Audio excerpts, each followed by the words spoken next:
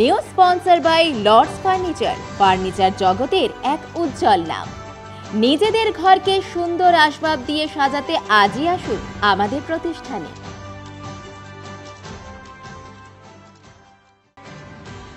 কয়েকজন মিলে একটি কমিটি গঠন করে স্বপ্ন দেখেছিল সকল জলপাইগুড়িবাসীদের নিয়ে শিরিষতলায় একটি লোকনাথ ধাম মন্দির স্থাপন করবে। সালটি ছিল 2006 সাল।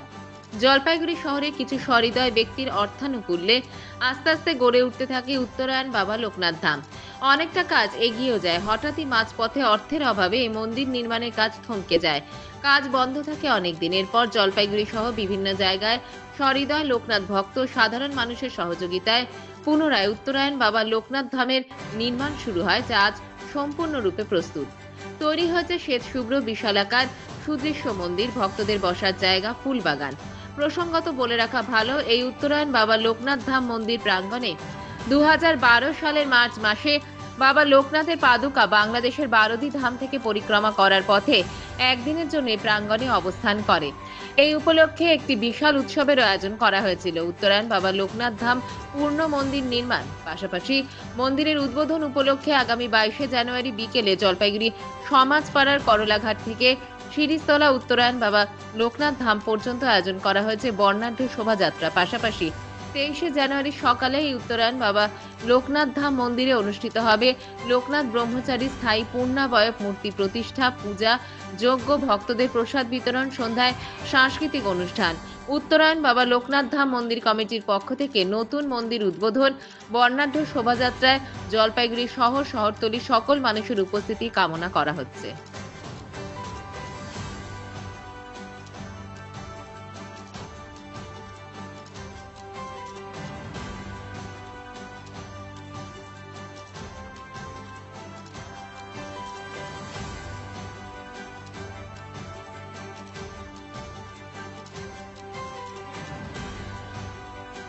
আমাদের 2011 জানুয়ারি আমাদের প্রথম শিলান্যাস হয়।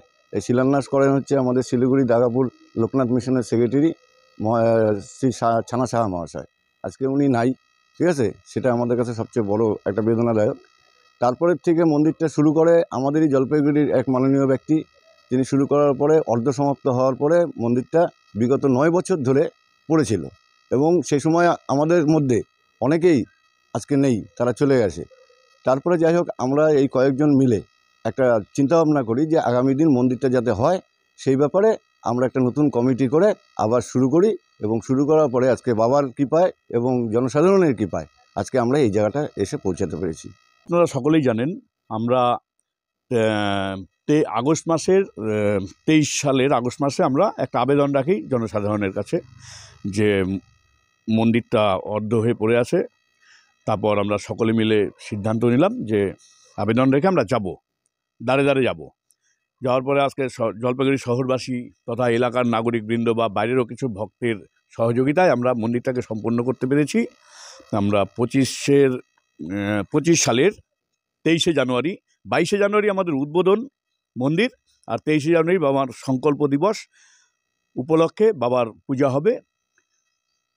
প্রচুর ভক্ত সমাগম হয় এবং আপনার মাধ্যমে, আপনার চ্যানেলের মাধ্যমে আমরা আবেদন রাখছি জলপাইগুড়িবাসীর কাছে, আপনারা সকলে আসুন, 23 জানুয়ারি বাবার প্রসাদ গ্রহণ করুন। অত্যন্ত আনন্দের সঙ্গে জানাচ্ছি যে এই বছর আমাদের বাবার স্থায়ী মূর্তি, মার্বেল পাথরের মূর্তি আমরা বসাতে চলেছি 22 জানুয়ারি। উত্তরায়ণ লোকনাথ ধাম আজকে দীর্ঘ প্রতীক্ষার পর এটা অত্যন্ত আনন্দের বিষয় যে মন্দির এবং বাবা লোকনাথের পূর্ণাবয়ব মূর্তি প্রতিষ্ঠা হতে যাচ্ছে। আগামী 22 এবং 23 জানুয়ারি 2 দিন ব্যাপী মহোৎসব হবে এই বাবা উত্তরায়ণ লোকনাথ ধামে, যার জন্য আমরা জলপাইগুড়ির এবং শহরতলির সমস্ত অংশের মানুষকে আমরা এই 2 দিন ব্যাপী যে আমাদের মহোৎসব তাতে আমন্ত্রণ জানাচ্ছি। আপনারা আসুন, এই মন্দির সুদর্শন মন্দির দর্শন করুন। আমাদের এই মন্দিরে 22-23 তারিখ যে মহোৎসব হবে সেটাকে কেন্দ্র করে ইতিমধ্যেই একটা সাড়া পড়েছে সর্বত্র। আমরা 22 তারিখ সমাজপাড়া মোড় থেকে বিকাল 3টায় উত্তরায়ণ লোকনাথ ধাম পর্যন্ত একটা বর্ণাঢ্য শোভাযাত্রা করব। এই শোভাযাত্রার মধ্য দিয়েই আমাদের দুদিনব্যাপী অনুষ্ঠানের শুভারম্ভ হবে। এরপর সন্ধ্যায় আমাদের যে মন্দির, এই মন্দিরের উদ্বোধন হবে। আমাদের মন্দির উদ্বোধনের পর সাংস্কৃতিক অনুষ্ঠান আছে। পরদিন 23 তারিখ সকালে দেবাদিদেব মহাদেবের পুজো, 10টায় বাবা লোকনাথের পুজো, যাগযজ্ঞ, সন্ধ্যায় সন্ধ্যা আরতি এবং সাংস্কৃতিক অনুষ্ঠানের মধ্য দিয়ে আমরা দুদিনব্যাপী এই অনুষ্ঠানকে উদযাপন করতে যাচ্ছি।